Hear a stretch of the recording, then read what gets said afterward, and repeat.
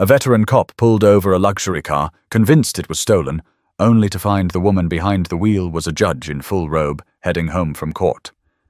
What happened next shook the city. The clock on Officer Travis Brenner's cruiser read 6:42 p.m.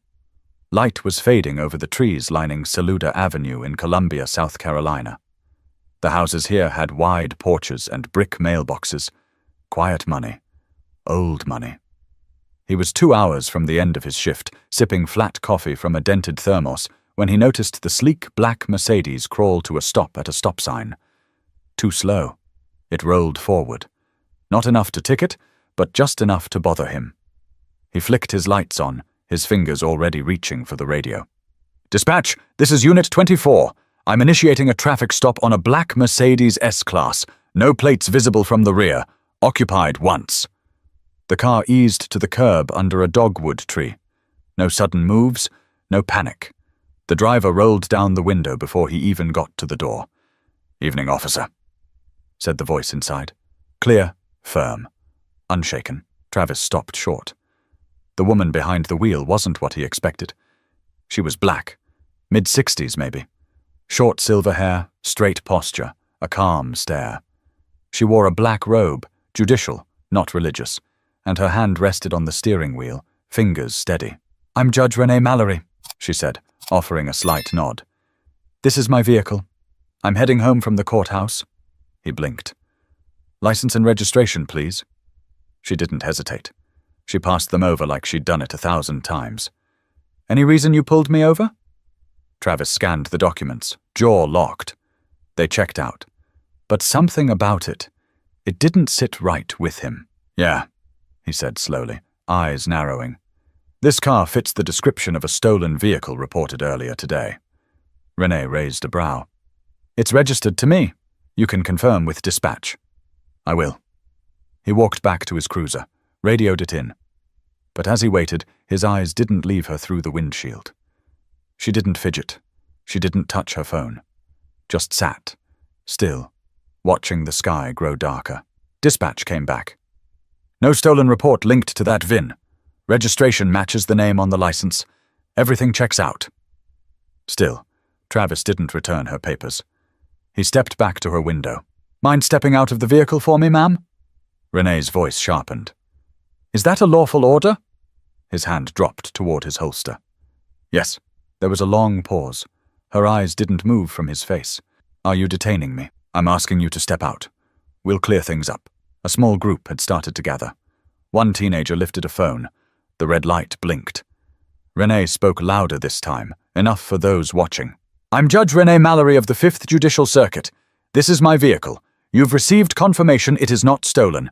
You are now unlawfully detaining me." Travis flinched, not visibly, but his stance shifted. He knew the law, knew the camera was on, knew the crowd was growing. But something in him, the part too proud to back down, held him in place. The second time she said it, her voice hit differently. "You're violating my rights," someone across the street called out. "That's Judge Mallory, man. She ain't lying." But Travis didn't move. His voice was tight. "I asked you to step out." "And I asked," she said, "if this is legal." Silence. Then a voice from the crowd, low but clear. "Get your hands off your weapon, officer." He hadn't realized. His fingers hovered near his holster, tense. He pulled them back. More phones went up. A woman muttered, "She's the one who gave my cousin probation last month. She's fair." "You messing up, bro." Travis stepped back, unsure now. The cameras, the voice, the uniform. It all felt heavier than before. Renee rolled up her window 2 inches, not slamming it, just enough. She turned her head forward. He walked back to his cruiser, heart pounding. But the story wasn't ending there. It was just beginning to crack open.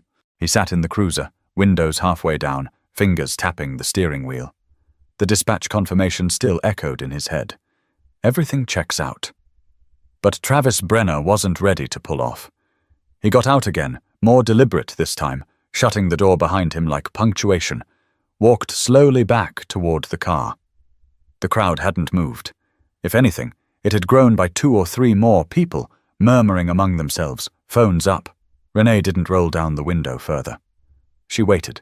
Her face was steady, her jaw set, the way someone looks when they've been here before. He tapped on the glass. Just once. She lowered it 2 inches more. "Ma'am," he said, voice flatter now, "I need to ask you a few more questions." "You've already verified my license, my registration, and who I am," she replied. "What else do you need, Officer Brenner?" The sound of her saying his name, calmly like a reprimand in a courtroom, dug under his skin. "How long have you had this vehicle?" "Since February of last year. Bought it certified pre-owned from Midland's Mercedes." He nodded slowly, pretending to make mental notes. "Paid in full?" Her eyes narrowed. "Are you asking how I paid for my car?" "I'm asking because you think I stole it," she finished for him, even after it was confirmed I didn't. Travis opened his mouth, then closed it. She kept going. "Do you ask every driver in this neighborhood how they can afford their car?" "Ma'am, don't twist my words." "I don't have to. They twist themselves." There it was. The verbal shift. She was no longer explaining. She was challenging. And yet she never raised her voice. Someone behind them muttered, "He better back off." Travis heard it, pretended not to, but it added weight. So did the red light on the phone across the street, still blinking. Renee looked out the window, then back at him. "Do you know how many hours I've spent this week in courtrooms mediating disputes, signing warrants, ruling on bond hearings? You think after all that, I clock out and decide to boost a Mercedes off Divine Street?" He felt small. Still, he asked, "Is this your only vehicle?" Renee leaned her head against the window frame. "That's the 4th time you've implied I shouldn't be driving this car. It's not personal." He lied. "Sure it is," she said quietly. "You don't see me." "Not really. You see a possibility you've already decided is true." He looked away. At the grass. At the curb. Anywhere but her face. "You don't get to carry a badge and walk around with that kind of certainty," she continued. "Not when it's wrong. Not when it puts lives at risk." His chest tightened. The line was getting thin, and he felt it. Renee softened just enough. "You could have run my name and been gone 10 minutes ago, but instead you're still here asking how I bought my own car." He didn't answer. He couldn't. Then another car pulled up behind the crowd. A second patrol unit. Officer Marcy Kellers stepped out. Late 30s, sharp eyes, blonde ponytail. She walked over, glanced around, read the room fast. "Travis," she said quietly. "What's going on?" "Routine stop," he said, voice dry. "Possible stolen vehicle." Marcy peered into the car, her brows lifted. "That's Judge Mallory." "I know." Marcy exhaled. "You need to clear this." "I'm trying." "No," she said gently but firmly. "You're not." But even as help arrived, the moment was already past saving, and the damage had begun to spread. By the time Officer Marcy Kellers walked back to her cruiser, it was obvious things weren't settling down. What had started as one patrol car on a quiet street had turned into something else entirely. Neighbors on porches, kids whispering into phones, bystanders recording from parked cars. It was as if the block had frozen in time, waiting for someone to make a move. Renee Mallory sat with her hands still resting on the wheel. Her robe, dark and formal, looked almost out of place now. It clashed with the rising chaos outside. She glanced up into the rearview mirror, not in fear, more like someone monitoring a courtroom before issuing a final judgment. Travis stood off to the side now, arms crossed, chewing his bottom lip. He kept watching the crowd. He wasn't sure anymore what he was trying to prove, but he wasn't backing down. From across the street, a voice called out, "That's Judge Mallory. She's been on the bench longer than he's been out of high school." A boy, maybe 16, phone in hand, nodded toward her window. "You all right in there, Mom?" Renee didn't answer right away. She gave a small nod. Silent but clear enough for anyone paying attention. It wasn't a thank you. It was a statement. "I'm handling it." Then from her side window, she spoke directly to Travis. "You've made yourself clear. I'd like to leave now." He didn't say anything. She repeated, "Officer Brenner, I am requesting to leave unless you are formally detaining me." More phones lifted. Marcy looked between them and Travis. "You need to let her go." She could have swapped plates. Travis said low, mostly to himself. Marcy's eyes narrowed. You're reaching. I'm just doing my job. No, you're digging your heels in. Renee rolled the window down another inch. Officer Kellers, she said, I believe you're familiar with me. Marcy nodded. Yes, ma'am. Then I trust you understand how many layers of wrong this is turning into. Marcy nodded again, slower this time. She stepped forward, gently leaned toward the car. Judge, I'd advise you to stay in the vehicle just a few more minutes while we sort this out. Renee didn't flinch. You mean while you talk him down? I mean, Marcy said carefully, while I prevent this from becoming something it shouldn't. The street was now lined with more than 24 people. Someone had started live streaming. The chat comments buzzed in real time. This is happening right now in Colombia. She's a judge. Why is he still holding her? That second cop looks like she wants to disappear. Renee opened her glove compartment slowly, pulled out a second ID, her judicial badge, and held it up to the window. Marcy squinted at it, then turned to Travis. She's good to go. Everything checks out, including this, she said, holding the badge up. We're gonna let her leave. Travis didn't answer. His arms were crossed tighter now, jaw set. He felt something unraveling, but couldn't say what. His radio hissed with static, but he ignored it. Travis? Marcy said again, voice firm. You're done here. But he didn't step back. So Renee did something unexpected. She turned off the engine. And then, quietly, stepped out of the car. The crowd gasped slightly, uncertain. She stood tall, robe flowing around her, holding her hands at her sides. This is what it takes, she said, eyes sweeping the street. For a black woman to be heard. People lowered their phones slowly.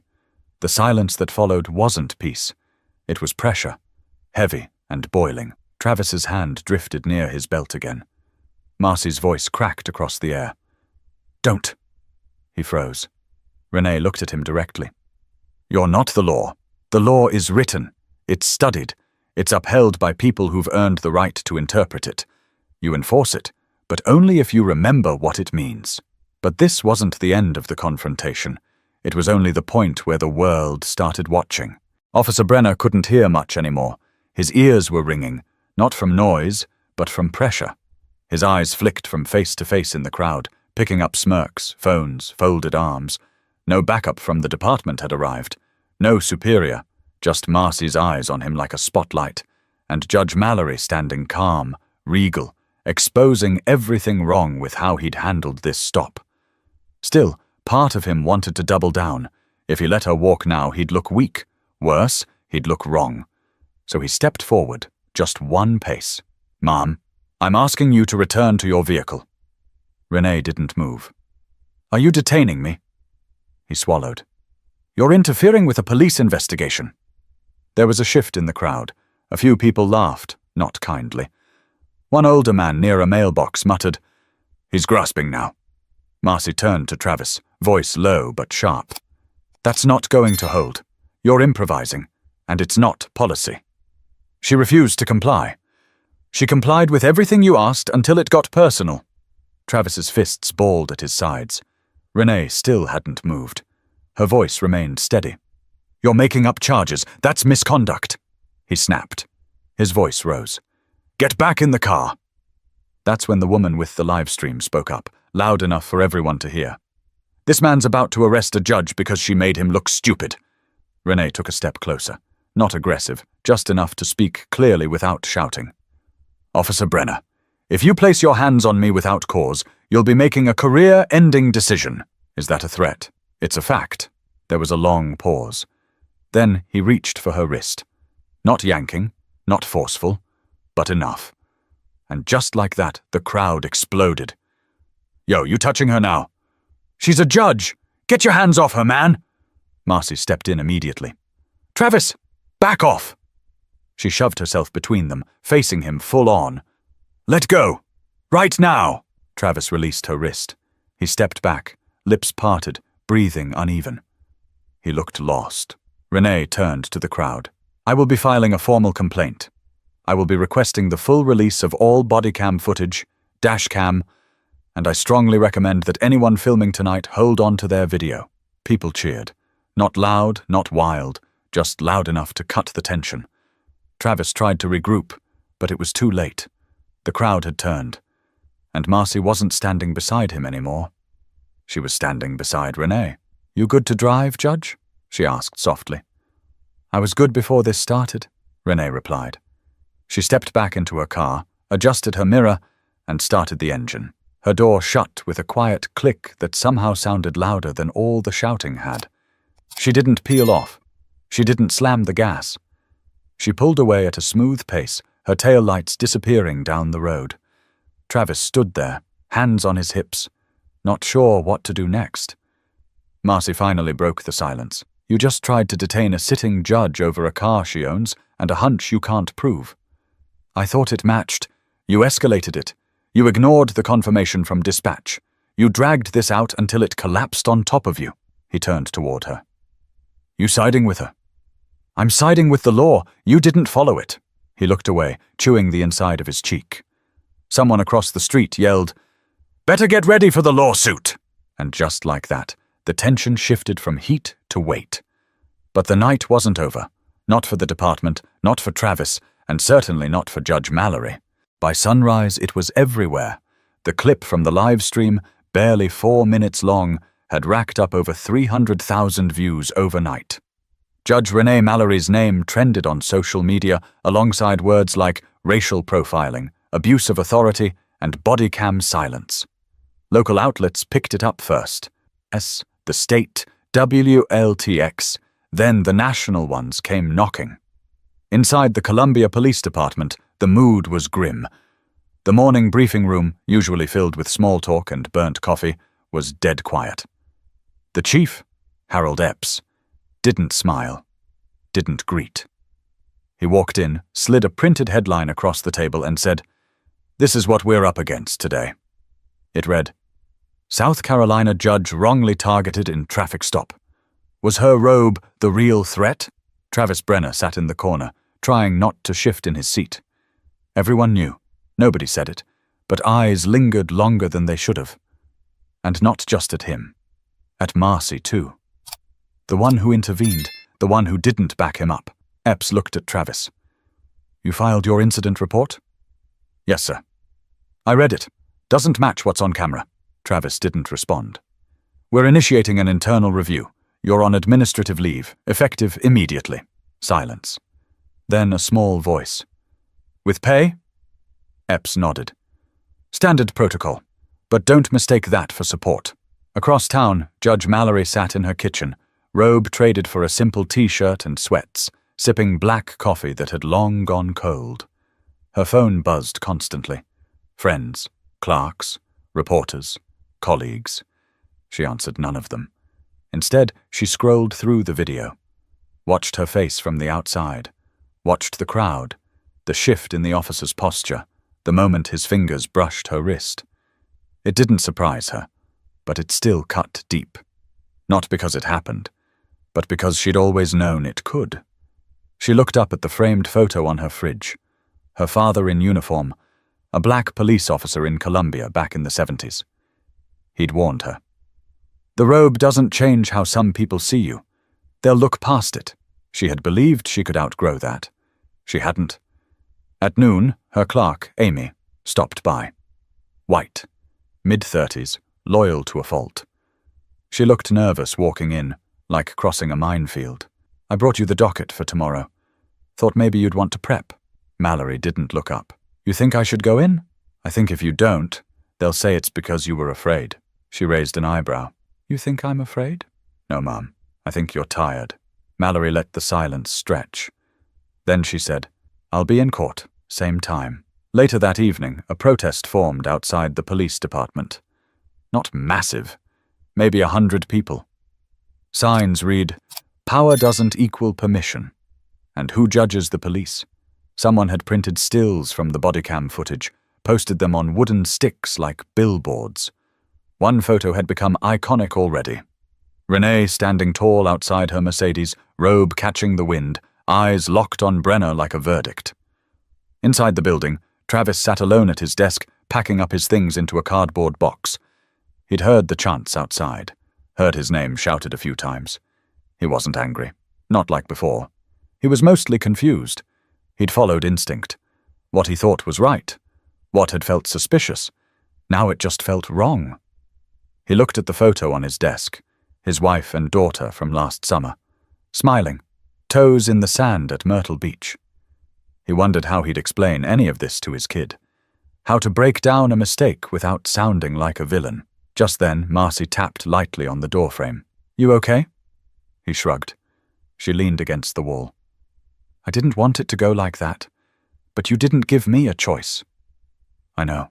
You ever think," she said, folding her arms, "maybe what feels normal to you is what needs fixing?" He looked up at her, tired. "Yeah, I'm starting to. But introspection doesn't erase impact, and the city wasn't waiting for him to catch up.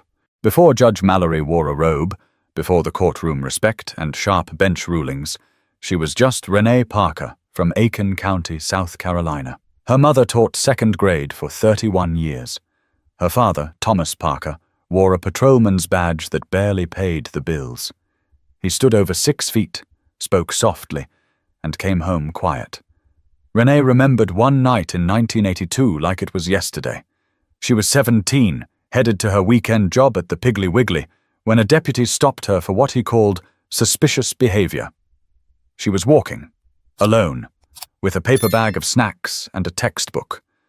The deputy made her sit on the curb for 30 minutes, asking over and over where she lived, what she was doing, why she didn't have ID. She did. She showed it 3 times. It didn't matter. Her father showed up, furious but composed. Told her not to cry. Not in front of them. Told her, "Some people don't want to believe you belong in certain places. Your job is to remind them you do, without yelling." That stuck. She'd spent decades working twice as hard, checking every box, building a reputation brick by brick. Undergrad at Spelman, law degree from Duke, years as a public defender. Then a slow, steady climb to the bench. She had a reputation for fairness. Strict, but never cruel. And always, always precise. No room for error. That's how she'd survived. But after that traffic stop, survival didn't feel like the point anymore. She thought about that as she watched the city change around her. Billboards with her face, ones that had once celebrated her appointment, were now splashed across news reports as symbols of something bigger. In one interview, a legal analyst said, "Judge Mallory represents a painful paradox. She is the law, yet not immune to how it is selectively enforced." At a coffee shop near 5 Points, 2 students argued at a back table. One, a white political science major, said Brenner made a mistake. Sure, but it didn't mean he was a bad cop. The other, a black sociology grad, said it wasn't about Brenner. It was about a system where a judge could be mistaken for a suspect simply by sitting in her own car. People debated the same points in living rooms, offices, barber shops. The question wasn't just what happened, but why it keeps happening. Meanwhile, Travis Brenner sat on his back porch in northeast Columbia, flipping through his own memories. He wasn't raised to be a bully. His dad was a fireman. His mom was a nurse. He didn't grow up hating anyone, but he had grown up hearing things. Things like, "Don't let your guard down in certain neighborhoods. People will lie to you before you even ask the question. Better to be safe than sorry." He used to think those were just cautious sayings. Now they sounded like quiet rules passed down without challenge. He remembered the academy, the drills, the lectures, the emphasis on compliance. But not once had anyone talked about what it meant to be wrong. He thought back to the look in Mallory's eyes when she said, "You don't see me." He hadn't. Not then. He saw a possibility. A stereotype. And the badge made it feel okay to act on that. Now he wasn't sure what the badge gave him anymore. He looked over at the table beside him. Mallory's court testimony was scheduled in 2 days. He wasn't expected to attend. But he thought maybe he should. But public consequences aren't the same as private reckonings. And both were coming fast. The hearing was held in a modest municipal building on Hardin Street, not far from where it all started. No marble columns, no press wall, Just a small room with stiff-backed chairs, water pitchers, and cameras packed shoulder to shoulder. Judge Mallory sat at the table in her usual posture, straight, controlled, hands folded. Not as the judge today, but as a witness. Travis Brenner walked in through a side door, not in uniform. Navy jacket, khakis, shoulders tight. No one clapped, no one sneered. Just silence, the kind that demands more than noise ever could. The Oversight Committee, a 5-member panel, sat at the head. Their role was clear: review bodycam footage, assess officer conduct, and determine whether disciplinary action was warranted. On paper, it was procedural, but everybody knew this wasn't just about Travis. It was about something bigger, older, and harder to untangle. The footage played on a monitor. There was no narration, no commentary, just the moment, the stop, the tone in his voice, the way she explained and explained again, the hand near the holster, the wrist grab. At minute 11:17, the screen flickered. A 40-second gap. Silence. Committee Chair Vera Lindell, a retired judge from Charleston, paused the playback. "Officer Brenner," she said, adjusting her glasses, "can you explain why your bodycam audio dropped during that section?" Travis cleared his throat. "I don't know. Might have been a malfunction." "Are you aware that your department logs show your hand brushed the mute toggle at that exact time?" He didn't answer right away. "Yes," he finally said. Vera leaned forward. "So, the footage goes quiet the moment things escalated. That's either extremely convenient or extremely concerning." Travis glanced down. Renee sat without expression, not smug, not angry, just watching. Later she was invited to speak. Her voice didn't waver. She told them what happened. Again. But this time, not to defend herself. To remind the room that trust isn't just about rules. It's about restraint, judgment, respect. "Every day," she said, "I sit behind a bench and decide if someone deserves leniency or punishment, if they're dangerous, if they're lying. And I do it knowing that the system is already tilted in ways many people don't want to admit. That night, it tilted again, and I had to carry it, even though I'd done nothing wrong." She looked toward Travis briefly, then back to the committee. "The uniform doesn't give someone the right to ignore facts. It gives them the responsibility to honor them." Outside, a few dozen people gathered behind barricades, waiting for news. Reporters circled. Signs waved. The protest had shrunk, but the tension hadn't. Back inside, the panel broke for deliberation. 30 minutes passed. When they returned, Vera didn't mince words. "The panel finds that Officer Brenner engaged in conduct unbecoming of his position.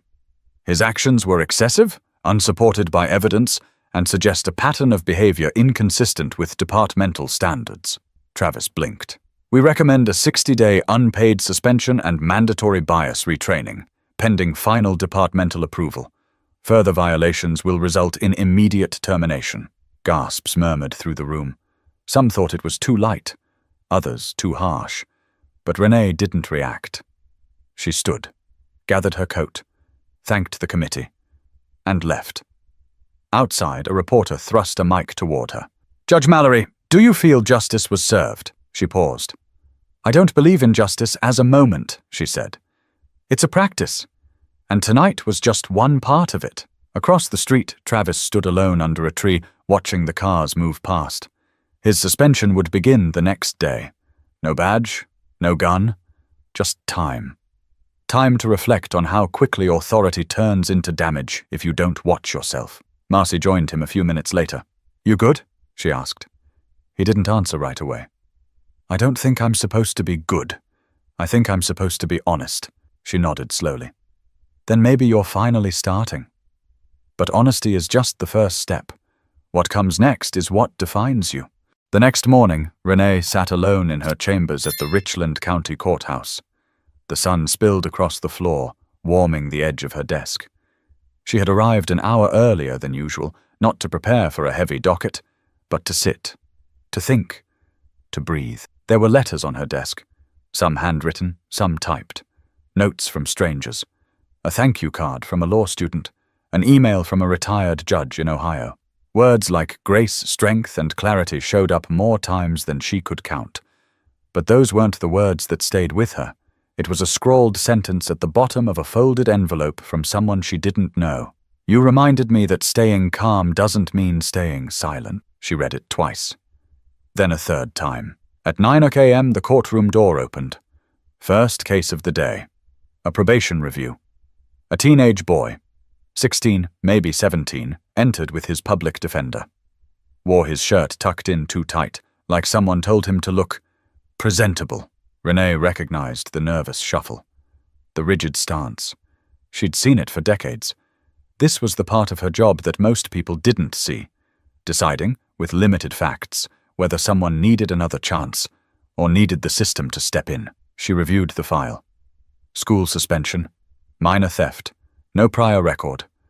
A single-parent home. His voice cracked when he answered her questions, but he held eye contact. That mattered. She glanced over at his mother, who sat wringing her hands with the strength of someone used to praying through courtrooms.